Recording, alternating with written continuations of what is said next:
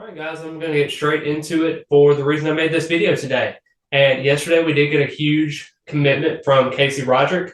He is a Colorado interior offensive lineman that was actually a team captain there for a little bit. He's played in 42 games so far, 30 starts, been a pretty productive left guard for them so far. Casey Roddick has actually gotten an 82 PFF grade, which is very impressive in terms of pass block. You know, the run blocking 59.6 and his overall grade is 65.3. It's kind of something that you have to look at. I mean, he's a very good pass blocker. I think that's what he excels in and what he wants to do in this offense. And I think that is something that Alex Atkins can be able to coach up, especially with his run grades aren't the greatest in the world. You kind of want to see those a little bit better. Overall, his time at Colorado has been average at best in terms of PFF grades, 58.3 in 2019, 57 in 2020, 57.3 in 2021, and then he had a jump with 65.3 in 2022. So you're looking at everything that's going on there, and I think there's a lot of potential there. Somebody had brought up the stat earlier. I believe Plant the Spear had talked about that, and he's only got 6 pressures this past season, and he's only allowed one sack. So it's just very impressive to see how that's going to kind of translate to Florida State. And I talked about it in a previous video also that they're trying to figure out ways to be able to kind of counteract losing Gibbons and Demetri Emmanuel. I think that's going to be really important for Florida State going forward there because I think that is something they want to kind of address. You got another guy that I think, Keandre Jones, who is actually from Auburn. He struggled this past season. Auburn was not really that great. He was more of a reserve type, but he did have a productive 2021 season where he had 71.1 PFF grades, and he was starting in a couple of those games last season. But the problem is Auburn's offensive line was not the greatest in the world. His offensive grade was 53, pass block was 61.9, and then his run block grade was a 54.6. So there is room for improvement to kind of show what he can do in this offense. And he does have 2 more years of eligibility, so we'll see how that goes with that. Being 6'4", listed at 340, I think is very big. I don't think he can be a tackle at the next level. I think he's primarily going to be a guard, specifically probably at the right guard position. When you've already got a Casey Roddick, who's probably going to take over the left guard position there. Just kind of depends on who's going to be at right tackle. Will it be a Bless Harris? Will it be a Julian Armilla that's going to kind of take the snaps there? We'll kind of see how Bless Harris's injury goes along and see if they add anybody else. The one person I kind of wanted to talk about was John Campbell, the Miami offensive tackle. And this is one of Miami's best offensive linemen that entered the portal and tried to find a new home and everything. I know that Mario Cristobal has been kind of a guy that isn't the most likable. You talk about bringing the kids home if they're not unhappy and everything like that.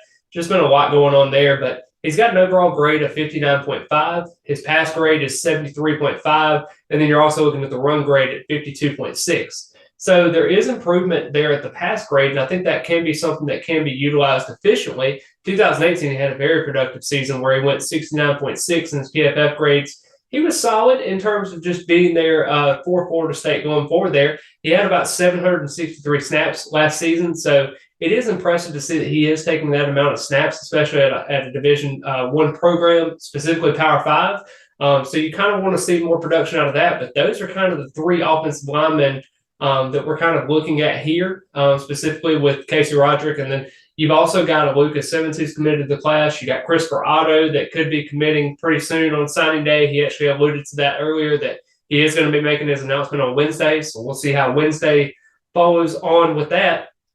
But just before I get off, I'm talking about Wednesday. Tavion Gaston, the defensive lineman that was committed to Florida State. He's from Savannah, Georgia. He had been committed to the class for quite some time.